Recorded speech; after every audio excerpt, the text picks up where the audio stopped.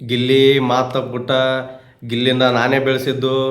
ಗಿಲ್ಲಿ ಮನೆಗೆ ಹೋದಾಗೆ ಬೇರೆ ಮಾತಾಡಿದ್ದ, ಇಲ್ಲಿಗೆ ಬಂದಮೇಲೆ ಒಂಥರ ಮಾತಾಡ್ತಿದ್ದಾನೆ. ಗಿಲ್ಲಿ ಈ ಥರ ಬದಲಾಗ್ಬಿಟ್ಟ. ಈ ಅಪ್ಪಂದು ಹಿಂದೆ ನೋಡ್ತಿದ್ರಲ್ಲ, ಅವನ ಹೆಸರು ಗೊತ್ತಿಲ್ಲ ನನಗೆ ಪಾಪ. ಗಿಲ್ಲಿ ಟ್ಯಾಟೋ ಹಾಕ್ಸ್ಕೊಂಡ್ಬಿಟ್ಟಿದ್ದಾರೆ. ಹೊರಗಡೆ ಬಂದಮೇಲೆ ಗಿಲ್ಲಿ ಪಾಪ ಬ್ಯುಸಿ ಆಗಿರೋದಕ್ಕೆ ಅವ್ರು ಮೀಟ್ ಆಗೋಕ್ಕಾಗಿಲ್ಲ. ಸೊ ಅದಕ್ಕೆ ಇಂಟರ್ವ್ಯೂ ಕೊಡ್ತಿದ್ದಾರೆ ಇವರು. ನಾನು ನನ್ನ ಹೆಂಡತಿ ಮಕ್ಕಳಿಗೆ ಏನು ಉತ್ತರ ಕೊಡಲಿ, ಹಾಗೆ ಹೀಗೆ ಅಂತಂದ್ಬಿಟ್ಟು ಸುಮಾರು ಪಾಪ ಅವರ ಅಸಮಾಧಾನನ ಹೊರಗಡೆ ಹಾಕ್ತಿದ್ದಾರೆ. ಸರ್, ಫಸ್ಟ್ ಆಫ್ ಆಲ್ ಗಿಲ್ಲಿಗೆ ನಮ್ಮ ಥರ ನಿಮ್ಮ ಥರ ಸುಮಾರು ಜನ ಸಪೋರ್ಟ್ ಮಾಡಿದವರು ಇದ್ದೀವಿ. ಅದೆಲ್ಲ ಏನಕ್ಕೆ ಸಪೋರ್ಟ್ ಮಾಡಿದ್ದೀವಿ ಅಂತಂದರೆ ಗಿಲ್ಲಿಯ ಆಟ ನೋಡಿ ಸಪೋರ್ಟ್ ಮಾಡಿರೋದು.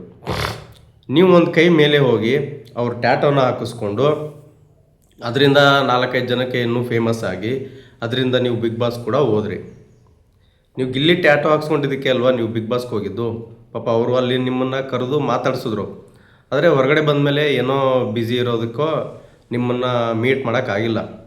ನಿಮ್ಮ ಥರ ಸುಮಾರು ಎಷ್ಟೋ ಜನ ಇದ್ದಾರೆ. RMC ಮಧು ಸರ್ ಅಂತ ಇದ್ದಾರೆ, ಯಲಹಂಕದವರು. ಅವರು ಪಾಪ ಅವ್ರಿಗೆ ಕಾರ್ ಕೂಡ ಇರಲಿಲ್ಲ ಕ್ಯಾಂಪೇನ್ ಮಾಡೋಕ್ಕೆ. ಪಾಪ ಯಾರೋ ಖುಷಿಯಿಂದ ಅವ್ರಿಗೆ ಕಾರ್ ಕೊಟ್ಟು ಅದನ್ನು ಸುಮಾರು ಒಂದು 20-30 ದಿನ ಅದನ್ನು ಕಾರ್ ಓಡಿಸಿ ಅದಕ್ಕೆಲ್ಲ ಸ್ಟಿಕ್ಕರ್ ಹಾಕ್ಸಿ. ಅಂದರೆ ಅವ್ರ ಥರ ಅವ್ರದ್ದು ಹೆಸರು ಯಾಕೆ ಹೇಳ್ತಿದ್ದೀನಿ ಅಂತಂದರೆ, ಯಾವಾಗಲೂ ನಾವು ಯಾರಿಗಾದರೂ ಒಂದು ಅಭಿಮಾನಿ ಥರ ಪ್ರೀತಿ ಕೊಡ್ಬೇಕಂದ್ರೆ ಮನಸ್ಸಲ್ಲಿ ಏನೂ ಕಲ್ಮಶ ಇಟ್ಕೋಬಾರ್ದು ಸರ್. ನಿಷ್ಕಲ್ಮಶವಾಗಿ ಪ್ರೀತಿ ಕೊಡಬೇಕು, ಆವಾಗಲೇ ಅದಕ್ಕೊಂದು ತೂಕ ಬರೋದು.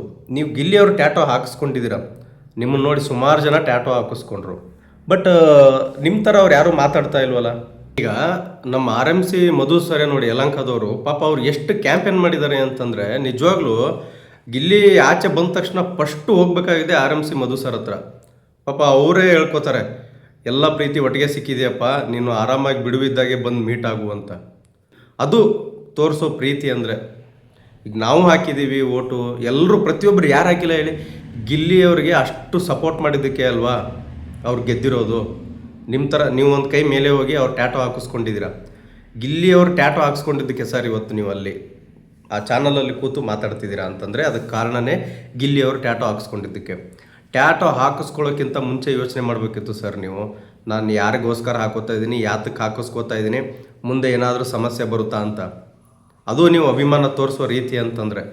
ಏನು ಇವರು ತುಂಬ ಅಪೇಕ್ಷೆ ಪಟ್ಕೊಂಡಿದ್ರು ಅನಿಸುತ್ತೆ ನನಗನ್ಸಿದ ಮಟ್ಟಿಗೆ. ಯಾಕಂದರೆ ಗಿಲ್ಲಿ ಹೊರಗಡೆ ಬಂದ ತಕ್ಷಣ ನನಗೆ ಹಂಗೆ ಹಿಂಗೆ ಅಂತ ಏನೇನೋ ಅಂದ್ಕೊಂಡಿದ್ರೇನೋ.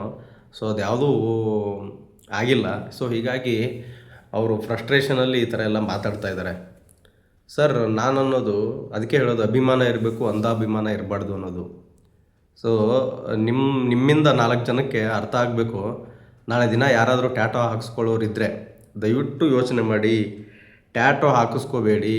ನಿಮ್ಮ ತಂದೆ ತಾಯಿ ಟ್ಯಾಟೋ ಹಾಕಿಸ್ಕೊಳ್ಳಿ, ಅದಕ್ಕೊಂದು ಅರ್ಥ ಇರುತ್ತೆ. ಅಥವಾ ನಿಮ್ಮ ಪ್ರೀತಿ ಮಾಡೋ ಮಕ್ಕಳು ಟ್ಯಾಟೋ ಹಾಕ್ಕೊಳ್ಳಿ, ಅದಕ್ಕೊಂದು ಅರ್ಥ ಇರುತ್ತೆ.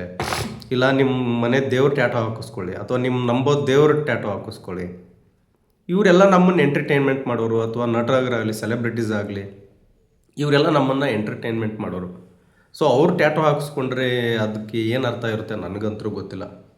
ಸುಮಾರು ಜನ ನಟರ ಟ್ಯಾಟೋ ಕೂಡ ಹಾಕಿಸ್ಕೋತಾರೆ. ಸೊ ಅದೆಲ್ಲ ನೋಡಿದಾಗ ನನಗಂತೂ ಬಾಲಿಶ ಅನಿಸುತ್ತೆ. ಸೊ ಹಾಗಾಗಿ ಟ್ಯಾಟೋ ಹಾಕಿಸ್ಕೊಳ್ಳೋಕ್ಕಿಂತ ಮುಂಚೆ ಯೋಚನೆ ಮಾಡಿ. ನಾನು ಅದೇ ಹೇಳೋದು, ಪದೇ ಪದೇ ಯಾಕೆ ಆ ಮಾತು ಹೇಳ್ತೀನಿ ಅಂತಂದರೆ, ಸುಮಾರು ಜನ ಇದ್ದಾರೆ ಅವರೇನೋ ಫೇಮಸ್ ಆಗಬೇಕು ಅಂತಂದ್ಬಿಟ್ಟು. ಈಗ ನೋಡಿ, ಇವರು ಗಿಲ್ಲಿಯವರು ಟ್ಯಾಟೋ ಹಾಕಿಸ್ಕೊಂಡ್ಬಿಟ್ರು. ಗಿಲ್ಲಿಯವರು ಟ್ಯಾಟೋ ಹಾಕಿಸ್ಕೊಂಡಿದ್ದಕ್ಕೆ ಅಲ್ವಾ ಇವರು 4 ಜನ ಗುರುತಿಡಿದ್ರು. ಇವ್ರನ್ನ ನೋಡಿ ಇನ್ನೂ 4-5 ಜನ ಹಾಕ್ಕೊಂಡ್ರು. ಸೊ ಅದಕ್ಕೆ ಅಭಿಮಾನ ಅಲ್ಲ, ಹುಚ್ಚು ಅಭಿಮಾನ ಅಂತಾರೆ ಅದಕ್ಕೆ. ಏನು ಹೇಳಿ, ಹುಚ್ಚು ಅಭಿಮಾನ. ಸೊ ಹೀಗಾಗಿ ಗಿಲ್ಲಿಯವ್ರ ಬಗ್ಗೆ ನಾವು ಏನು ಮಾತಾಡಿದ್ರೂ ಈಗ ತಪ್ಪಾಗುತ್ತೆ. ಯಾಕಪ್ಪ ಅಂತಂದರೆ, ಈಗ ಎಲ್ಲ ಪೊಲಿಟಿಷಿಯನ್ಸು ಅವ್ರನ್ನ ಕರೆದು ಸನ್ಮಾನ ಮಾಡ್ತಾ ಇದ್ದಾರೆ. ಇದು ಯಾವುದೇ ರಾಜಕೀಯ ಉದ್ದೇಶ ಇರ್ಬೋದು ಅಥವಾ ಏನೇ ಇರ್ಬೋದು, ಒಟ್ಟಿನಲ್ಲಿ ಅವ್ರಿಗೆ ಒಂದು ಒಳ್ಳೆಯ ಸಪೋರ್ಟ್ ಅಂತೂ ಸಿಗ್ತಿದೆ. ಅದನ್ನು ಮುಂದೆ ಅವರು ಯಾವ ಥರ ಕಾಪಾಡ್ಕೊಂಡು ಹೋಗ್ತಾರೆ ಅನ್ನೋದು ಜವಾಬ್ದಾರಿನೇ ಅವರಿಗೆ ತಲೆಯಲ್ಲಿದೆ ತುಂಬ. ಸೊ ಹೀಗಾಗಿ ಅವ್ರಿಗೆ ಇನ್ನೇನೋ ಯೋಚನೆ ಮಾಡ್ತಾ ಇರ್ತಾರೆ. ಪಾಪ ಅವ್ರಿಗೆ ಹುಷಾರಿಲ್ಲ. ನೀವು ಮೊನ್ನೆ ಒಂದು ವಿಡಿಯೋ ಕ್ಲಿಪ್ ನೋಡಿದೆ ನಾನು ಇನ್ಸ್ಟಾಗ್ರಾಮಲ್ಲಿ.